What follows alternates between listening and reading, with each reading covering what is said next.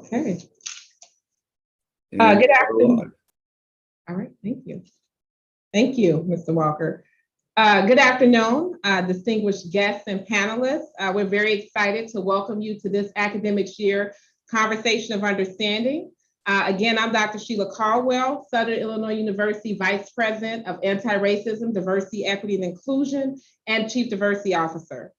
Again, I want you all to know that this is the first of a 6-part series that's focused on our 2022 Viewfinder Campus Climate Survey. Today, we're going to focus on diversity and fatigue, but before we do that, I want to introduce our distinguished panelists who are here today, and I want to start with Dr. Dan Mahoney, who is the Southern Illinois University System President. And I'm also very excited that we have a student represented, our trustee, Ms. Dorcas Brew from the Carbondale campus. Thank you for being here. And last but not least, we have Dean Ruiz, who is our assistant dean for the SIU School of Law. So just very excited to welcome him back. And I also want to present, for those of you who may have not been introduced, to Ms. Doris Williams, who serves as the Anti-Racism, Diversity, Equity, and Inclusion Project Coordinator. So if you have questions, please email her those questions or put them in the YouTube chat, and we look forward to responding to those questions. So now I'm gonna take a moment and actually introduce again Dr. Dan Mahoney and see if he could further introduce himself along with Ms. Dorcas Brew as well as Dean Ruiz.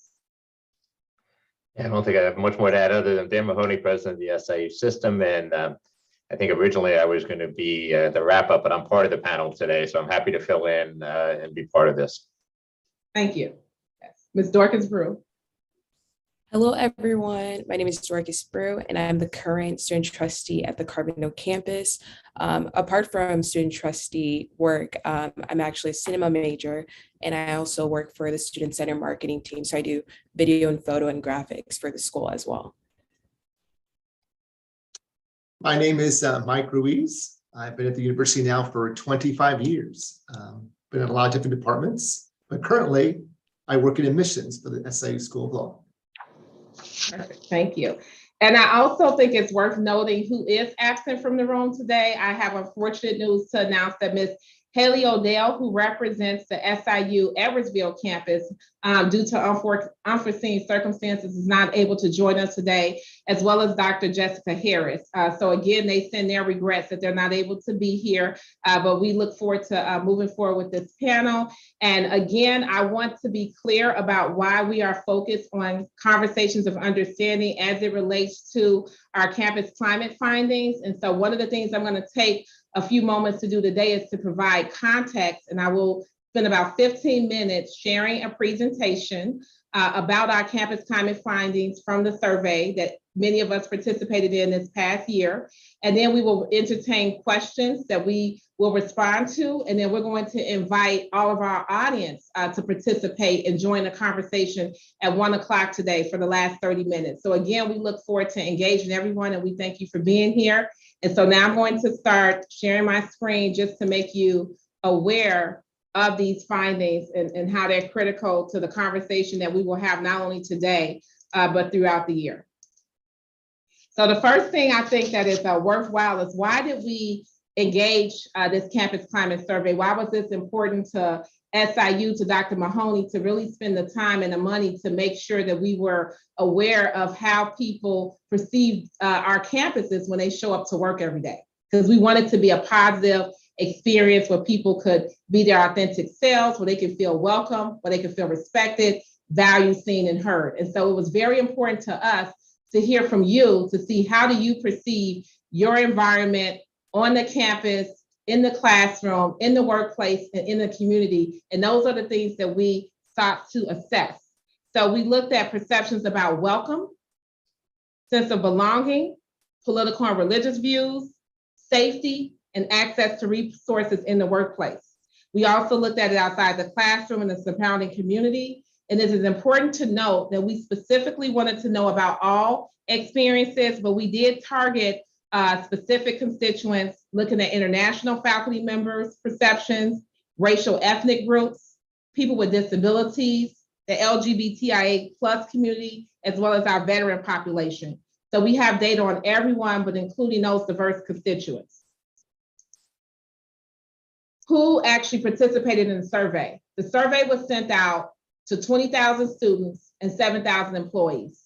We have 52% of our employees, our faculty, staff, and administrators respond to this survey.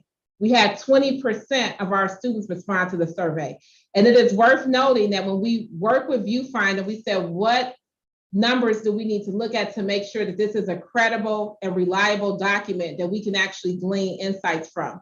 And they said you need to get it. The goal is 50% employees and 20% students. And just to be clear, we actually had 18% of our students, but I also want to disaggregate that a little bit further, because we were also told that during the pandemic, most campuses was only seeing an 8% response rate from students during these past few years. So we were pleased to get an 18% response rate from our student body. So again, this is reputable data based on the feedback that we receive in collaboration with our vendor. We looked at more than 40 reports and over 1,000 comments. And I do think it's worth noting that many of our leaders, along with myself, Dr. Mahoney, Dr. Harris, Dr. Frazier, our chancellors, looked at, reviewed all of these comments, because it was important for us to know not just what the numbers were saying, but what were the actual feelings that people took the time to express extensively on these surveys. And I can say with confidence that I read every single comment, and there were some situations people said, are you going to read these comments? So I do want to let you know that we did hear you, and we did take those comments into consideration. When we think about who exactly responded to the survey, we had about 48% of the response rate was from men, and about 52% were women. And even within those numbers, about 2% identified as non-conforming. When we look at racial and ethnic demographics, as far as who responded, 7% of the response rate came from African Americans, 10% from Asian and Asian Americans, 3% from our Hispanic Latino community, and 77% of the response were from the white majority demographic on our campus. In addition to looking at, again, the numbers, we said, what are some common themes that we see that have resonated on the SIU Carbondale campus, on the SIU Edwardsville campus, within our School of Medicine, on our East St. Louis campus? So across the board, these are some of the things that jumped out at us that was written about extensively and freely on the survey. So we're gonna talk about diversity fatigue, and we're gonna actually share actual comments, direct quotes from the survey about how people are expressing their feelings about diversity fatigue. So again, this is series 1. We're gonna look at fairness and hiring and promotion. That was another common thing.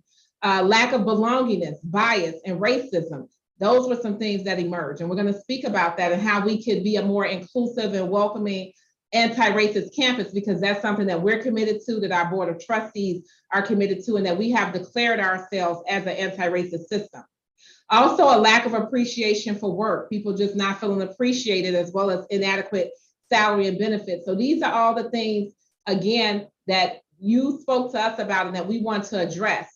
Our next conversation of understanding, just to even let you know what that is, will be at the end of October, and we're going to focus on diversity of thought and free speech, because again, that was another narrative finding, people feeling like that maybe their voices were not heard, and that there's a fear around expressing certain religious and political views that came up as an emergent theme. And so we're going to talk about why it's important that we don't tell people how to think, but how to think well.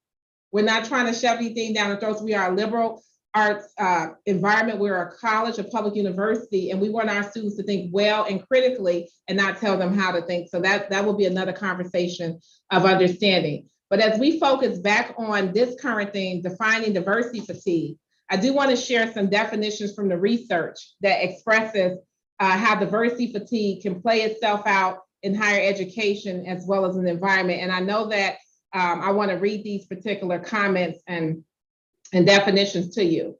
One definition of diversity fatigue is feelings of stress and exhaustion associated with trying to recruit talent from diverse pools and create opportunities for more diversity within companies.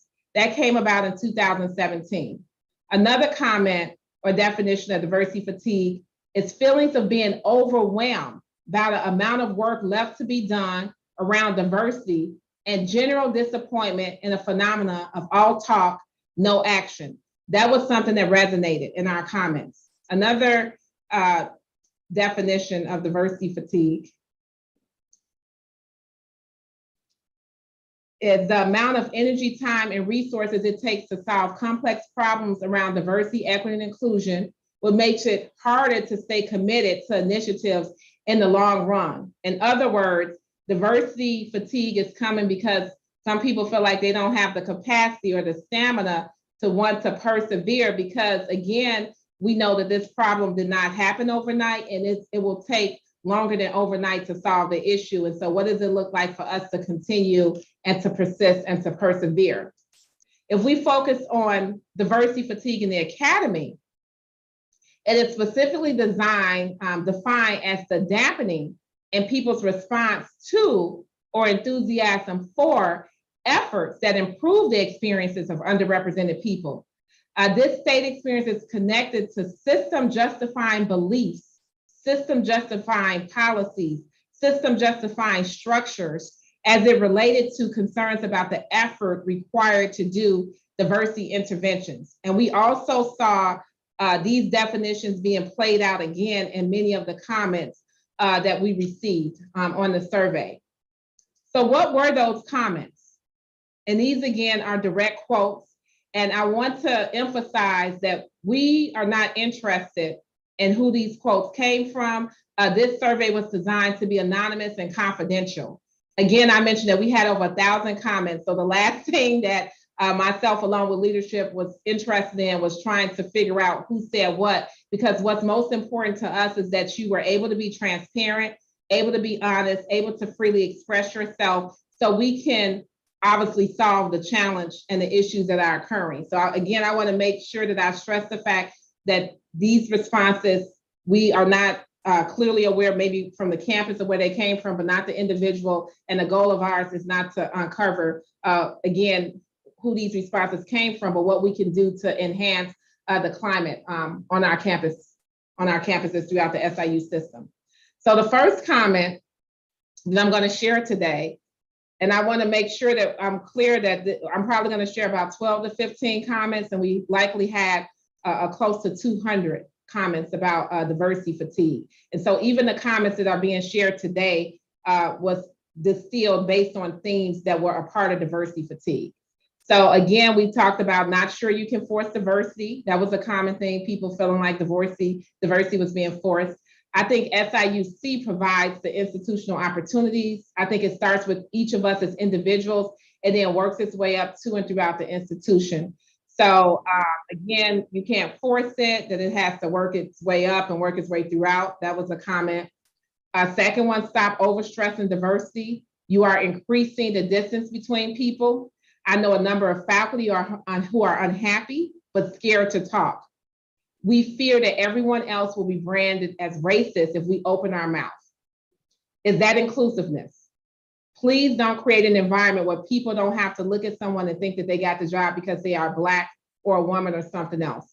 I shared this comment because this resonated several times throughout. And again, this is what faculty, staff, students are saying in this particular survey. Stop the fixation on racism and start valuing the communities where we live. Value white students and stop creating division. Basically, just stop. That was a comment. Narratives, more narratives of diversity fatigue. I am the only minority in my department. I end up serving on almost all the search committees. That's diversity fatigue because you have a person who is experiencing invisible labor because they're the only person represented. They feel like they're tired and they're taxed in ways that their other colleagues are not. It will be really helpful to have mandatory diversity trainings for faculty on diversity. A lot of faculty members seem satisfied with their level of knowledge, but are actually doing harm with tons of microaggressions and more covert bias/discrimination. So again, some people are asking for more diversity trainings because they do not see change is taking place at the pace that needs to happen, and the progress is lacking. This is a student comment. This campus is low-key kind of racist. They need more diversity training. So again, the call for more diversity training. As a gay student of color, I get offended when I mostly see white teachers and students at school. Like, why isn't our student body and teachers more diverse? The next comment. The university tries to tout itself as a diverse and inclusive campus. And while they're definitely diverse, the inclusivity is left lacking. Many of the students attending are from the surrounding area, and as such, the political climate can be uncomfortable for marginalized peoples. I don't see a lot of recognition or work being done to counteract this. So again, more of a request for training specifically to counteract other narratives. And this is the last slide that I would like to share specifically as it features diversity. Forcing diversity is an awful idea and does not work at all. Given every chance when they aren't forced into it, people always choose the opposite of diversity. Diversity is not a strength and should not be treated as one. Too much focus is put into racism. There are plenty of other instances of discrimination that I have witnessed and been subjected to more often than racism, mostly including political and religious views. I have a group of friends on campus that share similar political views, and we all feel like our opinions are invalidated by many students and staff professors. So again, not only looking at racism, but thinking about other ways that bias and discrimination take root on our campuses. That was another common theme. The third comment here today.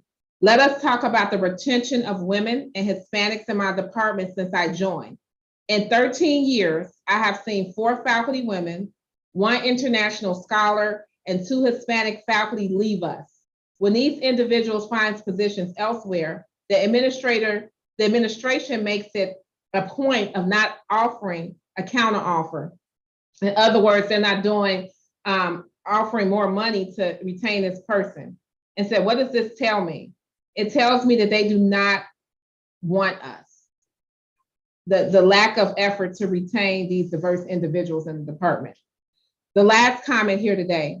My work and advocacy with people of color is upsetting to my fellow faculty members. I was not rated as highly during my promotion, even though I met the criteria that was clearly outlined in the school and department papers.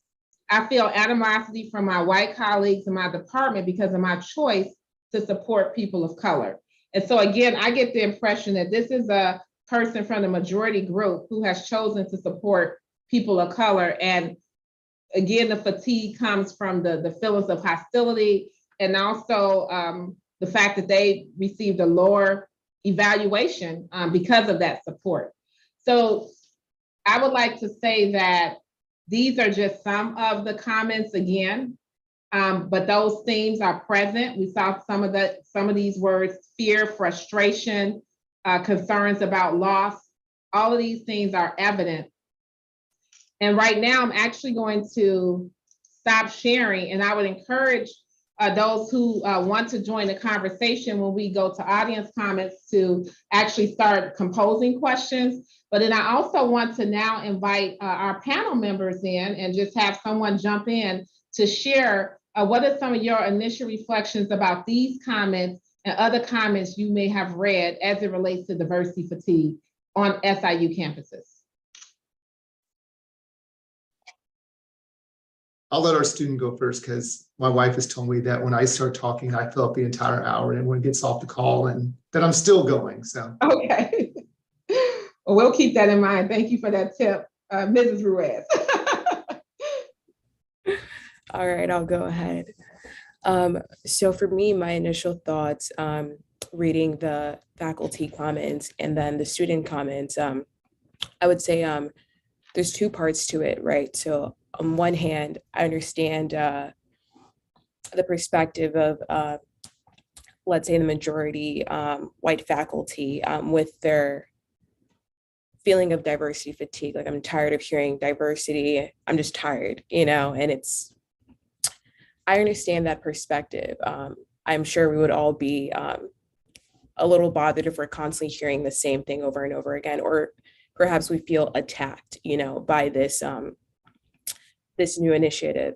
I would say on the other hand, for those that typically are not in that majority, I would say that they feel a sense of fatigue, a fatigue of not being included or not being represented. And so I would say that when we're talking about diversity fatigue, or this fatigue, is to not just look at our personal perspective, but see, I guess, both sides to it. I would say that both sides are fatigued.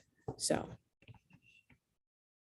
I agree. Thank you for making that clear, Dorcas, that both sides are fatigued for different reasons. Some frustrated, some, like you said, the feelings of, again, just they feel like it's always being projected on them. But so that's something that we'll address as far as solutions on both ends. So thank you for sharing that. Would anyone else like to jump in? Okay, I'll jump in now. That was my one. I let one person talk. Now I can fill the rest of the time. All right. So I think when you hear the word fatigue, three things come to me right off the top. And it's either this is happening too often, I don't like it, or it's making me feel frustrated. So like the too often, I mean, you can take a lot of things.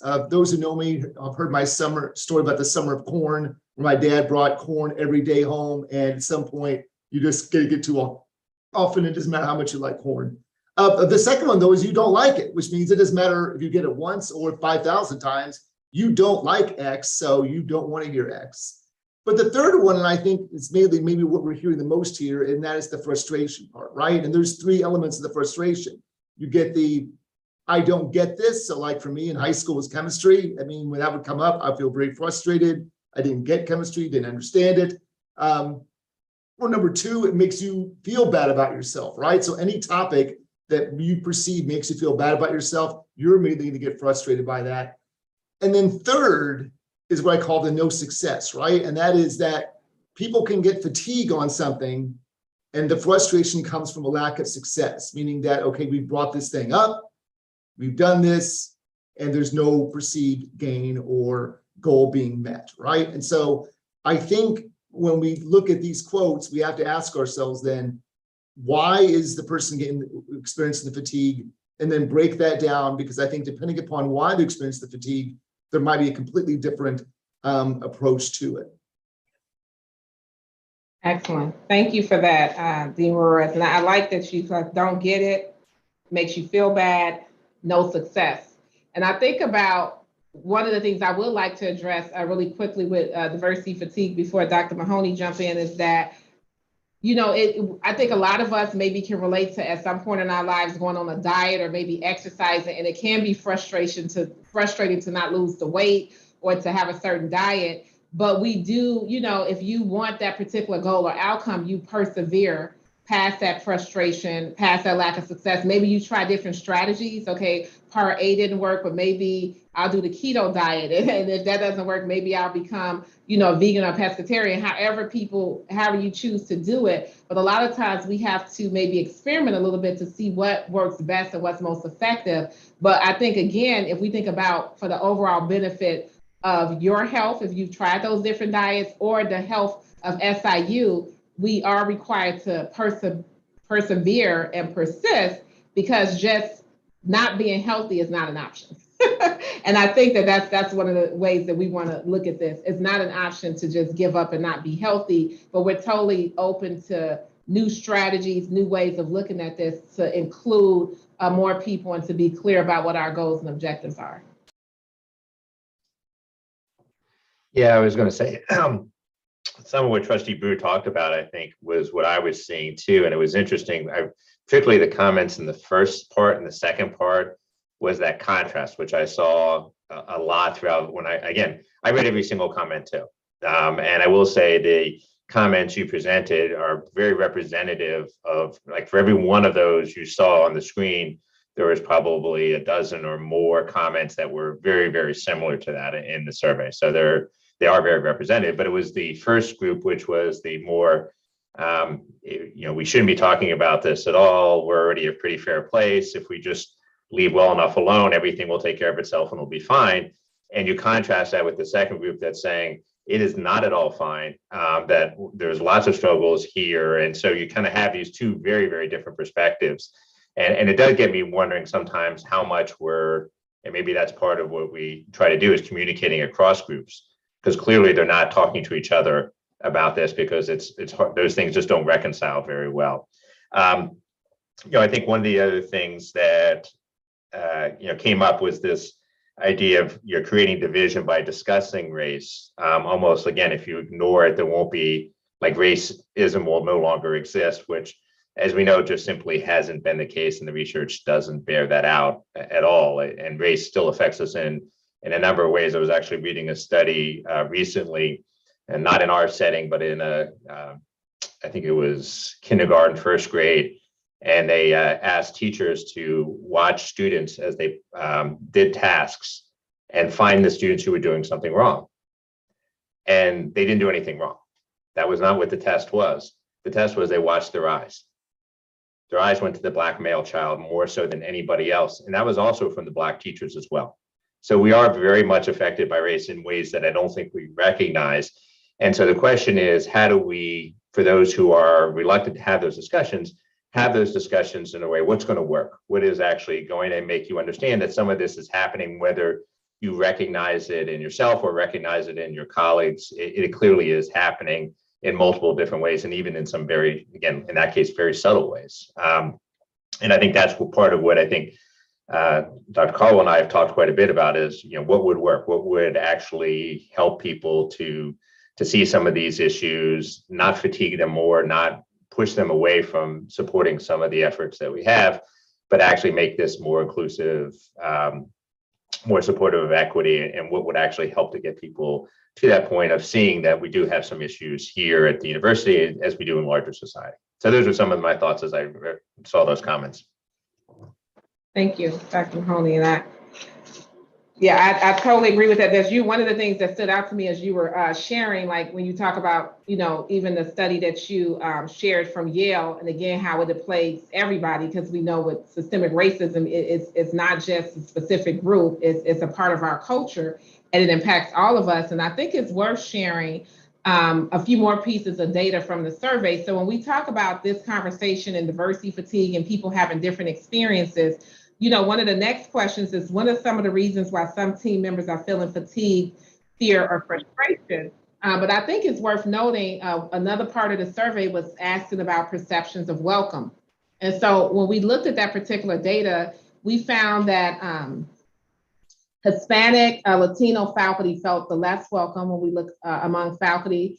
Asian and African Americans rated about the same at about 78%, and then white faculty members felt the most welcome at 80%. It's also worth noting when we ask questions like, how likely would you want to leave the campus that you're currently situated at? And we found that African American students were twice as likely to report that they wanted to leave SIU compared to white students. So 12% of African American students compared to 6% of white students. We have more than half of our respondents from racialized ethnic backgrounds report not feeling equal to their white counterparts. When we asked about SIU's commitment to anti-racism, the white community was the highest to report SIU commitment to anti-racism, and African American faculty were the least report SIU commitment to anti-racism. And then when we just aggregated that by gender, African American faculty women were at 30%. And so they've scored the lowest on that particular number. But even as I say that, overall, over 70% of individuals said that they felt welcome on campus with regard to faculty, and 52% of staff members felt welcome on campus, again, with Hispanic reporting the lowest. So as I shared out that data, it's not about just giving you a lot of numbers. Those numbers mean something, and they go with the words that we're hearing. The last thing I want to say before we get to that question about what are some of the reasons some team members are feeling fatigue, fear, or frustration, when I read through the comments again, I noticed that there were people who were feeling very frustrated with the constant conversation and initiatives around DEI. And then I also noticed that there were another group of individuals who had experienced harm. Like, I am the only person who has to, and what I mean by harm is that labor, I think about the faculty member who said that she actually received a lower rating on her performance review. I think about the person who said, I have to be a part of all the surveys. I think about the other faculty member who said, people are leaving the department, diverse people are leaving, and nothing's being done to secure those individuals. So one of the things that we want to share is that we do have to look at the evidence, and part of our goal as we have these conversations to think about what are feelings, what are perceptions, and then what are actually facts. And oftentimes we want the evidence and the data to drive the work that we do, but we're definitely not going to ignore feelings and perceptions, because again, that was a big part of our goal, is to know how people feel, how they show up, how they perceive the environment. And we want everyone to have an exclusive and positive experience, but we also want to recognize those individuals where harm is also being imposed on them as a result of their advocacy and as a result of their ethnic identity or their gender identity or their sexual orientation, or if they have disabilities or if they're a veteran. All of those groups we want to also, again, pay attention to and make sure that they're not being further marginalized. So again, with our next question, if we can have the panel, Trustee Brew, Dean Ruiz, Dr. Mahoney, what are some of the reasons that some team members are feeling fatigue, fear, or frustration? So if you could comment on any of those based on your personal perception or what you read in the comments. I'll start first this time. I think from a staff perspective, there are a lot of staff who've got a lot of things to do, right? And so any additional thing that they're told to do or told to add to their daily or weekly or monthly work is going to be seen as tiring.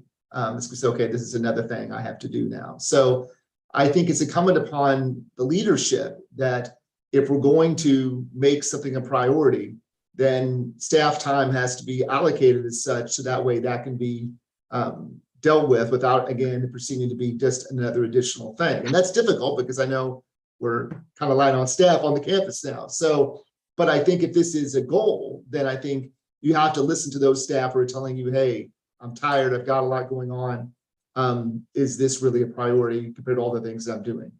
And then the alternative, though, is back to something I said earlier about the lack of success. I mean, I think something for a staff perception could be tiring or cause fatigue, as if we're not doing any good here, right? We're not making any progress. This isn't getting any better. You're coming in and telling me it's still bad. And at some point, you just get tired of hearing it, right? And so I think whether it's trying to create smaller, more reachable goals. And so staff feel like, hey, we are making progress. We are building momentum, or at least, or we're changing minds, or if we just make it even just, very, I'll defer to Dean Clark is going to be mad that I'm going to use like a business thing here in the School of Law, but I'm going to keep going with it. All right. So if we look at the students are just customers, right? And we know we have a retention issue. Then everyone in the store, whether you're stocking shelves or checking people out, has to be thinking, hey, I don't want people just leaving here and not coming back. And so if we can start having people maybe have a hard time with diversity saying, hey, look, we're getting these comments. Look at these comments from the customers. I don't like this. I don't like the way I'm being treated. I don't like the way people are answering my questions. That needs to change, right? And if we can get the retention turned around, see, hey, you're making a change. So I think presenting to staff that these goals can be met, and then maybe also more explanations and more reasons. I mean, that's what I like about this survey. We're sharing perspectives from people like saying, hey, this is how I was treated. This is how I felt. I mean, either as a staff or a faculty member or as a student. Hopefully that will help raise the importance of this to the staff, and then they won't be feeling like, hey, it's frustrated about the perception of success. Yeah, compensating, I heard that, thinking about how we can compensate and make this a priority, but also, like you said, share those incremental successes, because and I think that's part of what I would like to do even more of, because we do hear the bad, but there's also a lot of good occurring across SIU with respect to anti-racism, diversity, equity, and inclusion. We definitely want more of that good news to spread around as well. Trustee Brew, what are your thoughts on fear, frustration, and fatigue? Yeah, based on the student perspective, I read a lot of students that identify as white and or conservative or has or have religious views. And to say also that's not limited to white students. There are non-white students that have religious views. A lot of them, I guess, feel this sense of not being included in this conversation, and or their views will not be accepted, and or they will get they'll feel a sense of retaliation, like my views are not safe here, you know. So as you brought up this next conversation of freedom of speech, I think that would be very important for those students and or faculty to be able to express their opinion, but differentiating between what is appropriate and what is not. Because I believe that we want everyone to have an opinion and be able to express themselves regardless of that view. They are valued. Apart from that, I did also see that there were some comments about we're looking a lot at Black or white, but we're not focusing on international students or faculty. And I thought that was a very good point. So going back to this feeling of not being included in the conversation. And thank you for pointing out those additional insights, Trustee Brew, because we did see that it was a thing where people felt like it was maybe too one-sided. Again, we saw one comment in the thing that we need to go beyond racism and look at discrimination in other forms. So international faculty, LGBTQIA community, veterans, students with disabilities, people with disabilities, faculty and staff as well. So again, those are all very valid. And we're not just anti-racist, we also are anti-oppressive. So we don't want any groups on our campuses not feeling included and feeling marginalized or feeling like there's overemphasis on one group to the neglect of others. So again, those are things that while we're having the conversation, because we have action-oriented strategies to address all of those different demographics as well. So thank you for highlighting that. Yeah, no, and I think I'll pick up on that point before I get to the question, but I think it's, it's interesting, some of the things that I've read on discrimination in, say, tenure promotion processes for faculty based on race also apply very much to gender. And so again, that was another comment we got frequently, is needing more women in leadership roles and more recognition that that's another form of discrimination that is fairly common in the academy. A couple things, just even based on some of the comments that the other panelists made. It's interesting. I think the putting resources towards priorities is something I always believe, and I think we've done that in a big way. The issue we run into, and I think Dean Reyes hit on this pretty well, is that we live in a shared governance environment, so we can't just do things in a very top-down approach. We need everybody to be included, and so it does, in some ways, create work for whether it's faculty or staff, whatever we're doing, whatever that initiative is. And I think that's a reasonable thing. I don't know how to avoid that completely without being very top-down and autocratic, which I don't think would work very well either. In fact, probably would be much worse. And so there is always that balance.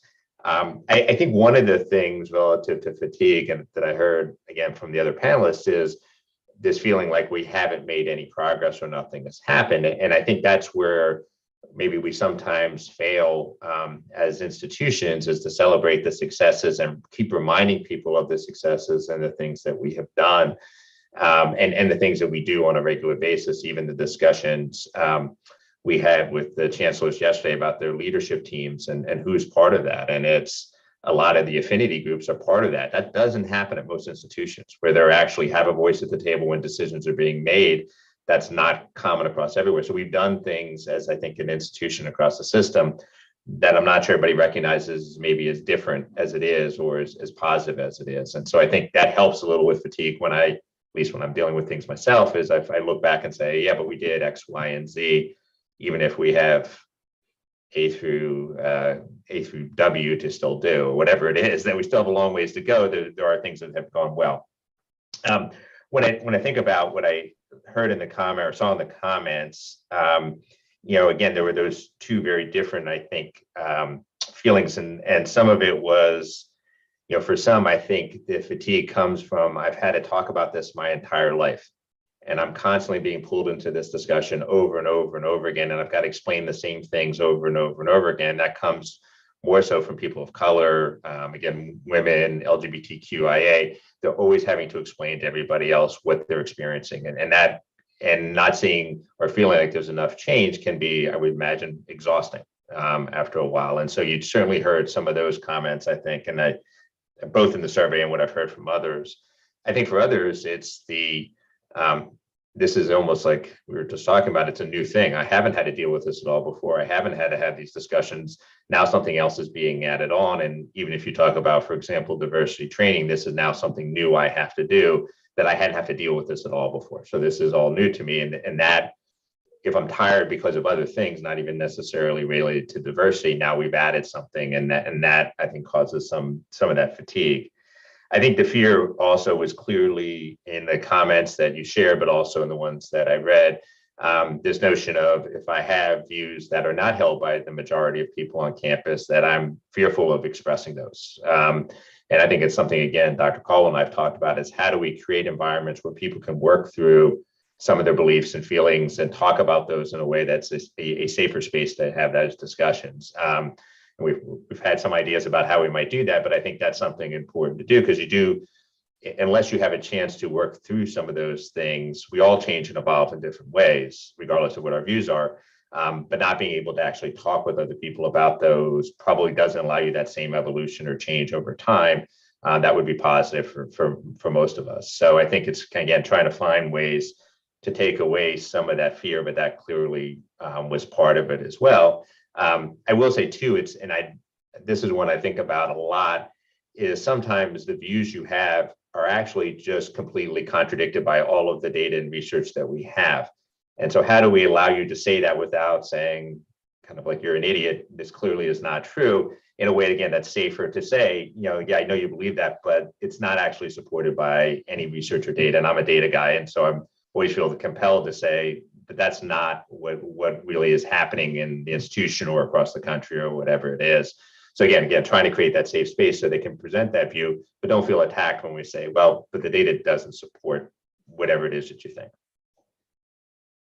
Thank you, Dr. Mahoney. And as you kind of mentioned, even those last two examples, it's like there are appropriate times to, like you said, call people in, just to clarify and call people out. If you're way off, and you might still hold on to those values. But again, part of our job is to separate, fact from fiction, and at the very minimum, to give you those tools and equip you with the right information. Even if you choose, again, to hold on to something else. Something else you said that I thought was interesting, as we talk about how does everybody experience less diversity fatigue, and I heard the word balance, which I think is always the operative word when we talk about justice work, when we talk about equity, we're seeking balance. And I think one of the ways we can mitigate diversity fatigue is to have everybody, if you want to even see this as a burden, what does it look like for more people to share in the burden, for everybody to do their part? Because again, that's how we all experience less diversity fatigue. We interviewed, we sent a survey out to 20,000 students, hoping that all of those students would complete the survey. We sent it out to 7,000 employees, wanting to give as many employees the opportunity to share, because we feel like this is everybody's work and everybody needs to share in elevating the campus climate, so everyone can have an equitable and thriving experience at the campus. So again, I think we seek balance, so no one will be disproportionately impacted or feel that diversity fatigue. So I think that is a word moving forward, is one of the ways to mitigate diversity fatigue is for us to share the work and to come alongside each other and to collaborate. So that's one of the solutions that you mentioned. A few more questions that I would like the panel to address before we invite the audience in, and we so look forward to hearing your thoughts and comments and recommendations.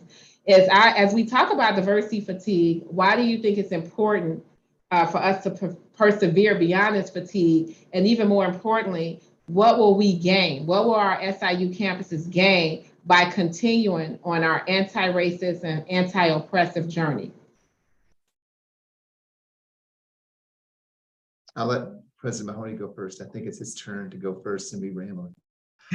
Thank you so much. I appreciate that. I think the importance of persevering is recognizing, I think you said this earlier on, Dr. Caldwell, is that, a lot of the issues we're dealing with didn't come around yesterday or not something that's happened in the last decade. We're talking about things that have happened over centuries. And so we're dealing with some of those things, and we have to recognize it's a long journey. To have any significant impact, it takes a while. And I think about even the civil rights movement in the 1960s. Again, the Civil Rights Act didn't all of a sudden just decide, somebody didn't present it in 1964 and all of a sudden it got passed in 1964. That's not how it happened. It was a long, hard journey to get to that point. So I think it's recognizing and maybe understanding that it's going to take a while to make some of the changes you want to make. I think that, at least for me, mentally helps with that, and helps with that perseverance. I think, what to gain for us as an institution is, I think that, particularly if you look at the generations coming to college, I think what we're trying to create across the SIU system and the environment is what the students of today are looking for, much more so than they were probably when I was going to college. And if we're going to be successful and thrive as an institution, I think to not recognize what this, again, generation of students is looking for, which is a more diverse environment, an environment that's committed to equity and inclusion far greater than has been in the past. And it's a frankly more racially diverse group of students coming out of high school. So if you look under 18, the majority are not white anymore. So it is a changing and evolving society. And I think I always say it's both the right thing to do and the smart thing to do. If we're looking at where higher education is going to be and what the makeup of any student body is going to be 20 years from now, we need to be doing this work now so that we are prepared for what students are expecting in the future and what our student body will look like. Excellent. Yeah, I couldn't agree more. Thank you so much for even, I would say, adding in that business imperative, because at the end of the day, what we know of the change in demographics is not, things are still evolving, but diversity is here, and it's here to stay. And with any other organization, I know Dean Ruiz talked about a product earlier, looking at individuals as customers, and any organization that doesn't respond to their customer base can be, basically doomed to fail. And if we're going to be sustainable in higher education, and we see the change in demographics, and we know that the culture has shifted from a majority minority population, that's the term where you have the majority of the students representing minoritized groups, it is our goal to be responsive to all of those different groups. So again, we will not be here in the next decade or 20 or 30 years, however long it takes. So again, that business imperative is very important. And another thing I just wanted to add, when you talk about persevering, is how do we prepare ourselves mentally for the journey? Because again, it's taken centuries for these things to occur and for them to be embedded in society and for them to be sustained and also to be acceptable. And so what we're saying now is, again, as we invite more people to the table, a lot of the patterns, the systems, the policies, they're not acceptable because they don't serve everyone well. They don't serve everyone. And so now we're trying to come up with systems, policies, and structures to serve everyone. And we will have to endure through that process. We need to expand our capacities and have the mental and physical stamina to be able to do that. So preparing ourselves for that long race is something that, again, that we all are called to do collectively, again, if we're going to be sustainable as an organization and as a higher ed institution. Yeah, and I'll just add real quickly, I think, again, I do a lot of reading of research, and it's pretty consistent. Societies that are more open, embrace diversity, equity, inclusion, consistently thrive more than those that are oppressive. It is, consistent throughout time. The oppressive model just doesn't work. We can see it in different parts of the country. We can see it in different parts of the world. We tend to all win when we embrace diversity, equity, and inclusion, anti-racism. Societies that do that tend to thrive much more so than those that don't. And that's just a kind of economic reality. And so I think you're right. I think we fail to recognize sometimes we all win when we support these efforts and move forward in a positive way. And when we don't, we all tend to suffer because of it. Absolutely. Thank you for adding that. I'll just add, I don't want to interrupt our student trustee. I think that persist sort of is like somewhere on a scale of persist, trying and then giving up, right? And I think that we don't want to give up on each other here at the university. First of all, if we can't discuss issues at a university, I don't know where we're going to discuss them. And so hopefully simply just talking about some of these things isn't going to create such a problem that we're all just going to stop talking to each other. And so one argument I would have for persisting is that we don't want to give up on each other. We don't want to give up on the power of persuasion, the idea that people might change their mind regardless of where they put themselves on any of these issues. And so I'm not suggesting that people should become comfortable with conflict, but people should become comfortable, I guess, as we teach in the law school, about their ability to present an argument, right? And present it clearly with evidence, as the president said, and then with the goal of changing someone's mind and not just to make someone feel bad about themselves. So hopefully persisting will include a portion of that. And for me, it would mean that, hey, we're not all just going to go to our corners and listen to people that we agree with, that we're going to continue to try to engage each other in the marketplace of ideas. Thank you, Dean Ruth. And I appreciate you sharing that, because it does show that, again, we are persistent with each other, not just with the principles and concepts of anti-racism, diversity, equity, and inclusion, because basically we are the ones who are going to change this campus climate and elevate and invite others in to make them have those equitable experiences and for them to feel those experiences. And so that does require us collaborating, with each other. And like you said, having those difficult but necessary conversations and not giving up, because again, as even what Dr. Mahoney just said, communities and societies who are inclusive, who are drawing on all of their talents and not some of their talents in an environment, that's how they are all thriving. And so we have to continue this journey so that we can all thrive. We will not give up. Trustee Brew. Yeah, the only thing I would have to add to that, I would say even right now, for you to be in this position shows the work that we are trying to do. I know that there are other universities that don't even have positions for diversity, equity, or inclusion. So I think it starts there. I think it starts with our leadership. So to have you and Dr. Mahoney be here today and speak on this issue, and that we have an office working towards this issue, I think it's just going to continue there. It's for us to continue to have passionate leaders that want to make that change, even if those around are not supportive. I think it starts with those that lead to get everyone else to continue to support the effort. So I'm thankful that you guys are working towards that, and we can all come together and collaborate to continue to pursue this effort. So thank you for that, Trustee Brew. And I'm glad you mentioned that as well, because we talked quite a bit earlier about what does it look like to share incremental wins. And, we had our Diversity Advisory Council. And again, that was another comment that was made, the level of commitment that SIU has shown. And I've worked for a lot of different organizations, and I'm also very proud to be here because of the leadership of the Board of Trustees, of Dr. Mahoney, of our chancellors.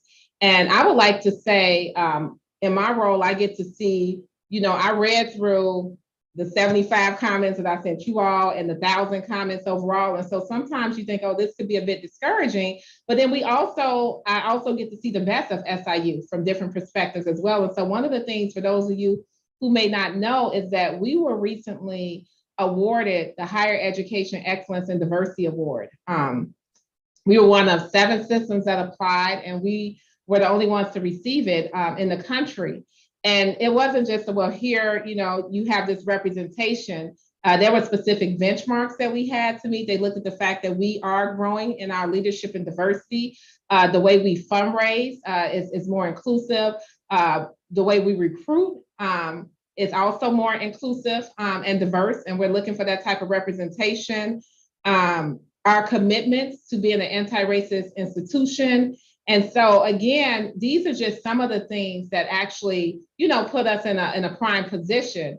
And I said that to say that is a win.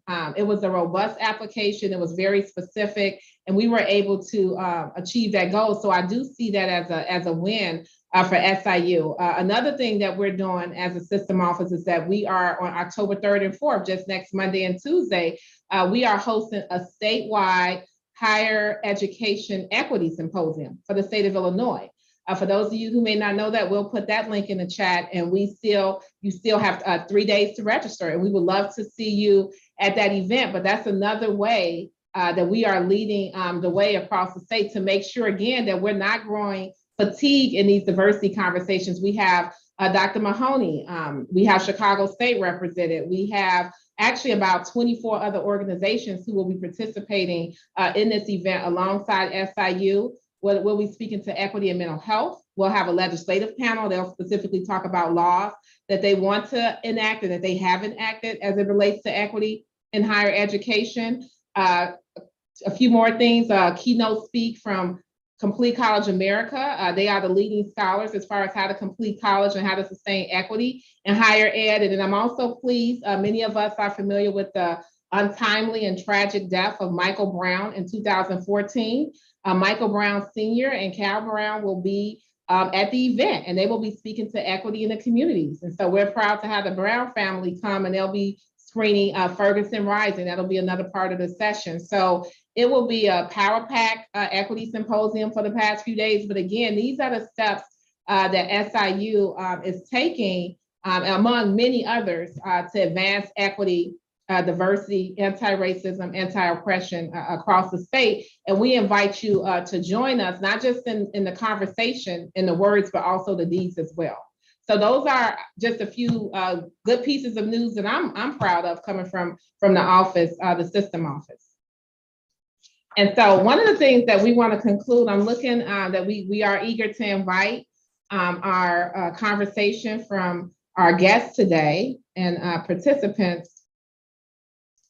I want to actually speak to what are some of the ways that the research actually speaks to how we can overcome diversity fatigue. We want to clearly define the problem that needs solving. Again, when we talk about exercising muscles, if you have a personal trainer, they're going to tell you want to work on these glutes, and this is the best way to do that, right? So we want to be very clear about the problem that we're trying to solve. We do want to recruit, sustain, promote all of our talented, but we also want to look at the areas, again, of the evidence as far as what does it look like? Again, we saw a comment from one of the professors who say, I see Hispanic and Asian and African Americans leaving this department after considerable investment has been put into them and nothing's been done. That's a problem that we want to solve. We want to make sure that when we recruit, that we retain, that we promote, and that we sustain.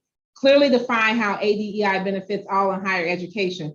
Dr. Mahoney just spoke about that. It's not just drawn on parts of our social capital or our financial capital or our human capital, our resources. We need to look at everybody and make sure that if we're hiring them, I would say if we're paying them, that they're valuable and we want them to show up as their authentic selves. We want them to thrive and we want them to contribute well to SIU and all of its campuses. Set and communicate incremental wins. We spoke about that. Our ADEI goals are relevant to our mission and vision. I don't know how many of us have had an opportunity lately to think about what is the mission, what is the vision for our campuses. But if you look through those documents, if you look through our SIU strategic plan, we talk about how we want to strengthen the community, how we want to strengthen our ADEI efforts. So again, as we talk about diversity fatigue, I want us to think about that, because are we fatigued with the mission and the vision and the direction of SIU? Because that is the direction that we are going in, because we want to be sustainable and we want to thrive. And then the last tip as it relates to the research and the evidence, we want to empower faculty, staff, students, and employees. And again, we've heard Trustee Brew and Dean Ruiz and Dr. Mahoney speak about the different ways that we can do that. Again, we want to have individuals to explore these topics. We're not trying to to use the words shove anything down people's throat. We want you to actually be engaged. We want you to be curious. We want you to be free thinkers. Again, I feel like that's what higher education is about, is to deliberately engage in these conversations and beyond the conversations, the problem solving and the structures to strengthen and fortify the organization. So these are some of the recommendations. When we looked at the data, even as we talk about some individuals growing fatigue with diversity, over 70% of faculty, staff, and students said diversity training, anti-racism training is necessary at our campuses. And one of the things that makes me chuckle a little bit as I share this data point is that when we ask individuals who needs diversity training, if we ask staff, for example, they said, you know, faculty, students, administrators, they need to train more than I do. And we asked students, they said everybody, faculty, staff, administrators, they all need to train more than I do. And the same thing with faculty. So everyone wants the DEI training, but they thought other groups would really benefit more than they would. But again, it was a strong sentiment across the board that all groups need to expand anti-racism, diversity, equity, and inclusion training. One of the things I also want to mention as we talk about expansion for students, undergraduate students on our SIU campuses, SIU Carbondale campuses, and Edwardsville, we now have an ADEI leadership certificate that you can participate in, and you can get that information from your campuses. I would encourage you to speak to Dr. Frazier and Dr. Renata Greer on the Carbondale campus, and Dr. Jessica Harris and Ms. Lindy Wagner on the Edwardsville campus to learn more about the ADEI leadership certificate. That's something that's happening now. And when you graduate, not only will you graduate with an SIU degree, you will also be able to show employers and graduate schools that you have a cultural competency and a proficiency and a knowledge about anti-racism, diversity, equity, and inclusion, and you will receive a certificate alongside your degree, and that will actually help you be more marketable in the workplace and in the graduate school programs. Another recommendation is we want to implement an appreciative inquiry framework, and just succinctly to say, we want you to think well and not tell you how to think. We want you to explore and to be curious. Even the way the ADEI certificate is designed, we're not going to say these are all the things that happen throughout the history in America. We might give you a topic, for example, and ask for you to come back and report to us what are some of the things that you found out about that particular topic. You might do it in research. You might have family members who have engaged in that point in history and time and with those different events. So again, we want you to explore and to be really persuaded by the information that you discover. And to go back to Dr. Mahoney's original point, if you discover things that are not factual or that are not aligned with current data, we do want to make sure that you have the right knowledge and the information. Trustee Brew mentioned free speech. We will be having that dialogue next month about diversity, thought, and free speech. We want individuals to be able to express themselves and not feel like they're going to be isolated or excluded from the community or for the environment, because again, we are a microcosm of society, and we need to be able to think about different diverse ideas and be able to engage in those ideas, even if we don't agree. We can still be civil, we can still have a civil dialogue, and we can agree to disagree, but it's important that we're knowledgeable. Stay interviews, that's something that we will do to encourage faculty and staff members to stay instead of exit interviews, have those necessary conversations. And then we see a few other things. Collaborate with research fellows. There was a recent hire in the predictive analytics department to have someone basically work with us to organize, examine, and report the data. When we talk about incremental wins, we need the data to show what those wins are. And so we're pleased to have someone who's going to help us track that information and report back to the campus. And then last but not least, I mentioned earlier, our equity symposium. We have a new House Bill 5464, that was signed by Governor Pritzker this past June, and it's requiring all public universities to actually speak very specifically about how they will ensure equity for all students. Again, to go back to the data that Dr. Mahoney referenced, we have data showing that African-American men, African-American women, first-generation college students, students from low-income backgrounds, adult students who choose to engage in higher education, students who come from rural communities, that they are not achieving graduating going to the next grade level, being promoted, they are not achieving at those same levels. And now there is a law requiring us to ensure that we mitigate those challenges and that we make our institutions more accessible and affordable for all of those students, not just to invite them into higher education, but to make sure that they complete higher education, and so that they can have that social mobility and have access to what many call the American dream. And so that is part of our goal with the IBHE equity plan, and we will be discussing that in detail at our equity symposium again on October 3rd and 4th. So those are, again, some of the tips as well as the recommendations. And before we get to our questions from our audience, are there any comments about any of that from our panel before we transition to questions from the audience, from our members who are here today? Okay. I'll go first. I'll just say that I think I like the incremental goals one. And I think that often we don't ask ourselves, what exactly are we trying to do here? Are you trying to cause some kind of effect? You want someone to take some kind of action? Or you're trying to change someone's mind? And those are three different things and three very difficult things to do. And so I think trying to get specific goals, refine your goals, will probably help alleviate some of the frustration. I agree. And I would say we have clear goals. We just need to continue to communicate what those clear goals are and what those incremental wins are. We want to make sure we're all on the same page with that, which is one of the reasons, again, why we're having these monthly conversations, understanding. Yeah, the only thing I would add, I would say if we could do more in-person events, that might be helpful to students and faculty here on campus. I know you did drop the event coming up, I believe next week. So I think that's awesome. Yeah, I think faculty and students would love to share their voice in person and maybe see an audience when they're talking to make sure that they are heard. So I think more events would be great for us to come together. Thank you for that, Trustee Brew. And I actually saw some of those recommendations in our comments, like what are some of the ways that we could have the conversations and really have those real experiences with one another. So that's a great recommendation. Thank you for that. Okay. And so now we would like to turn it over to our audience. Thanks to all of you who have joined on our SIU YouTube channel. And so now I would like to ask,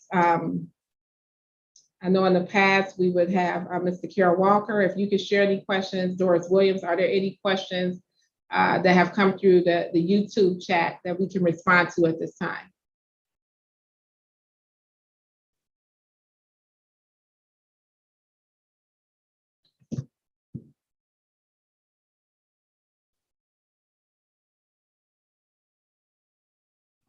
Okay, so I see from Mr. Walker and then also Doris Williams. So I'm going to actually give it a few moments.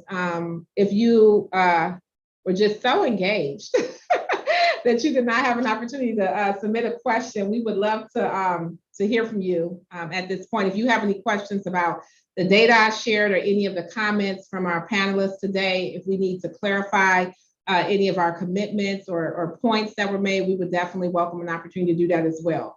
So any questions about the data, the comments, if you have recommendations, insights that you've gleaned from being on SIU campuses or in the community, we welcome all of that feedback at this time.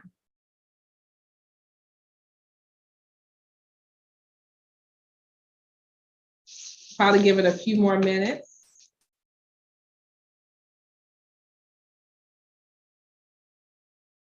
Okay. So one question we have is, where does SIU go from here in light of the campus climate survey? One of the things I just want to share is we definitely, part of this process is to measure progress. And so we will conduct these surveys every 3 years. Another thing that, as far as where we go from here, is that we will conduct monthly conversations of understanding based on our campus climate findings. And the third thing that you might want to be aware of, I'll actually turn that over to Dr. Mahoney, as he's engaged the chancellors, and they're going to also speak about findings and discussions in the near future based on the survey findings. Yeah, there'll be listening and discussion sessions on each of the campuses just to talk about the findings and give the chancellors, the chief diversity officers on the campus, and other key constituents an opportunity to address some of the findings that are specific to each campus. Because while there was a lot of overlap for sure, there were certainly some differences as well, and a little different environments. So I think that allowed them to do that and talk about what they see as steps forward. And both of them actually have lists of things that they've taken from the campus climate survey that they would like to do going forward.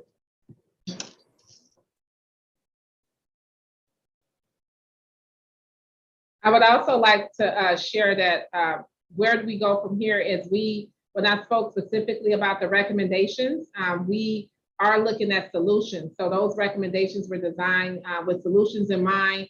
The last thing I want to bring before you again is our SIU strategic plan that was approved by our Board of Trustees, and Dr. Mahoney also outlines a lot of effective solutions and strategies that will also support and strengthen the challenges and the solutions that was found in the campus climate survey.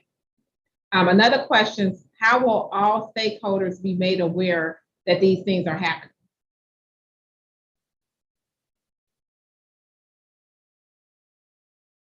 So with that, when Dr. Mahoney just mentioned, although we're having conversations of understanding system-wide, our campuses, I'm pleased to say, under the leadership of Dr. Frazier on the Carbondale campus, Dr. Jessica Harris on the Edwardsville campus, as well as Dr. Elamine for our School of Medicine, all of those leaders have developed in collaboration with their team executive summary reports.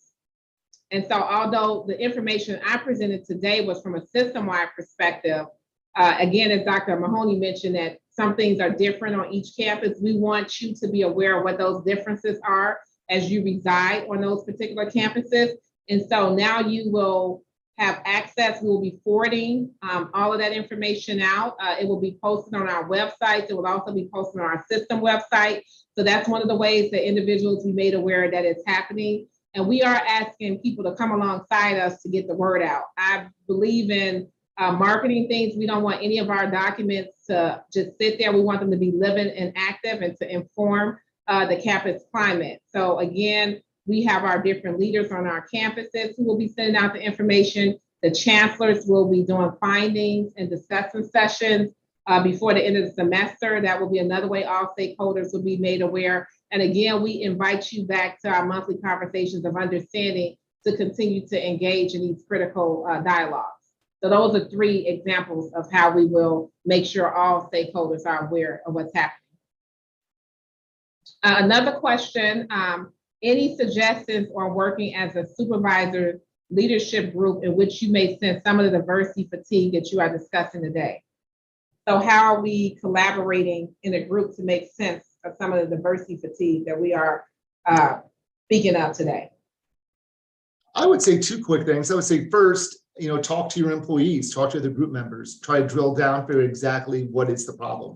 As we talked about earlier, is it a sense of frustration? Is it a frequency thing? Is it a lack of success?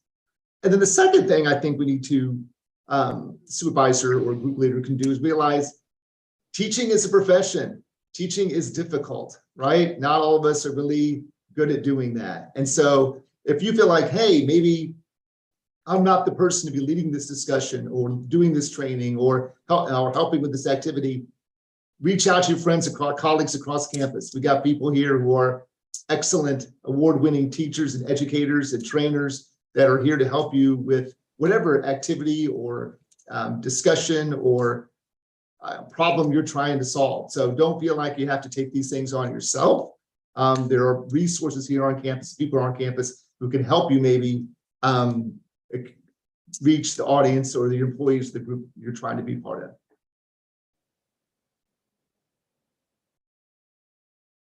Thank you for that, Neighbor. We have another question. Like retention, anti-racism, diversity, equity, and inclusion should be an initiative for all stakeholders, and we agree. Trying to be more intentional to call folks in instead of out and then work in progress. So I believe that was a comment. But again, I think the sentiment was that, again, it should be something that all SIU stakeholders should work on, and that we need to do a better job of calling people in instead of calling them out.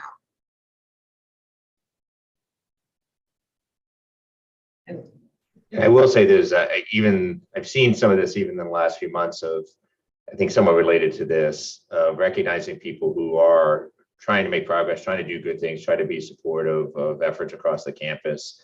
Again, sometimes we don't use carrots enough or as much as we could as far as recognizing good work and making sure people feel like it's being seen by others. I think that's important to do as we're moving forward. And I think that helps somewhat to deal with some of the diversity fatigue, to feel like you're doing all of it and you're not being recognized or acknowledged in any way, I think adds to that fatigue pretty significantly.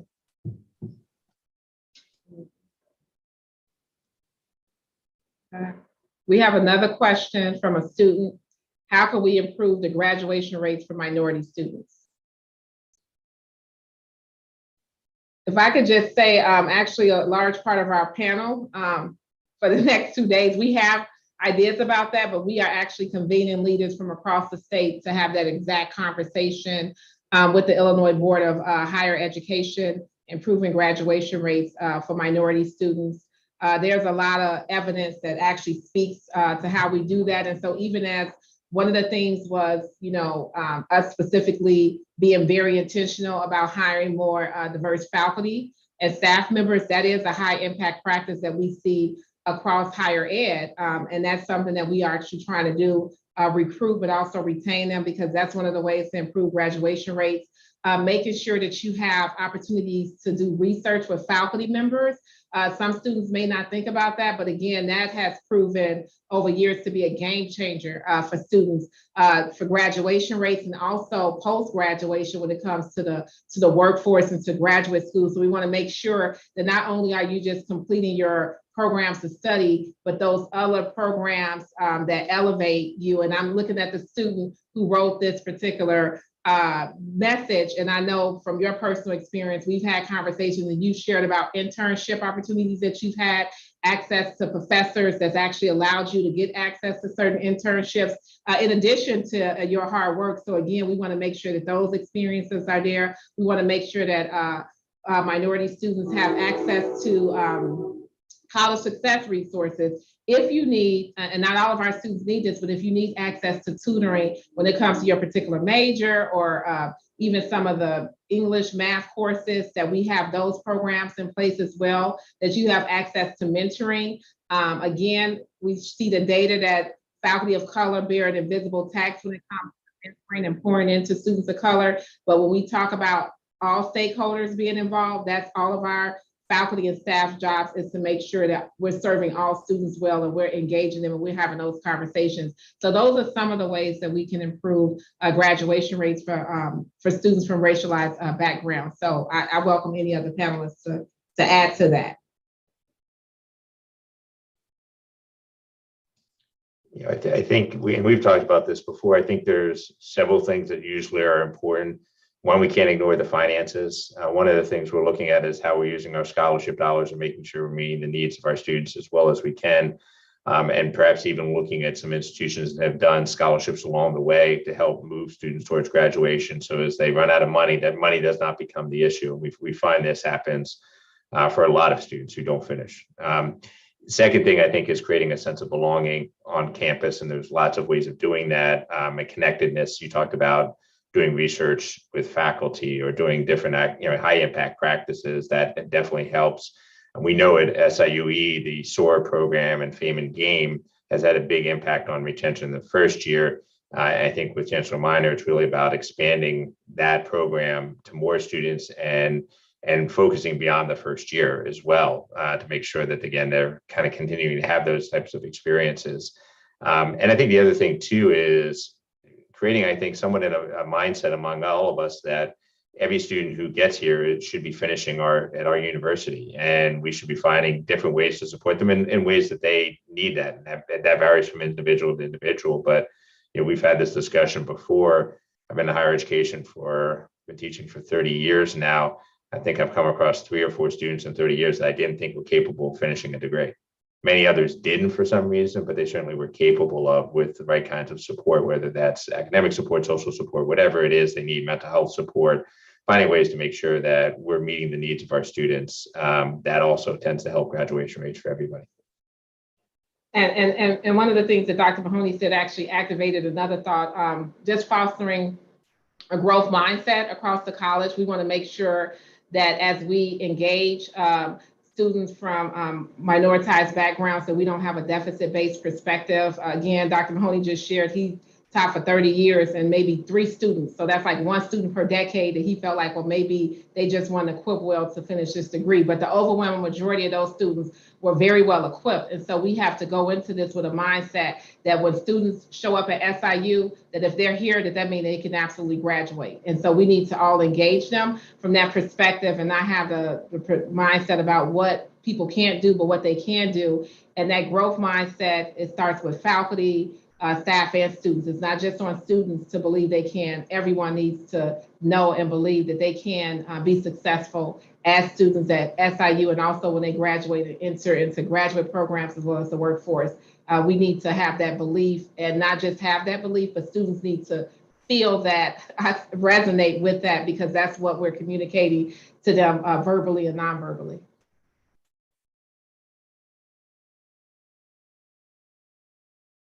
Are there any more questions at this time, or any more final comments from the panel before we close out today?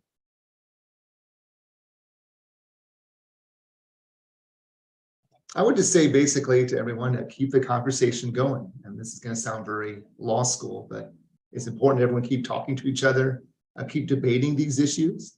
Obviously, if you love debating these issues, I'd love to see you apply to the law school. But so we shouldn't give up talking to each other, even if the conversations are difficult or the topics are controversial. The only way to change someone's mind is to listen and to present them with your argument, right? And to do that means you have to keep talking, or at least keep texting maybe. So keep having these conversations and don't be afraid to voice your opinion.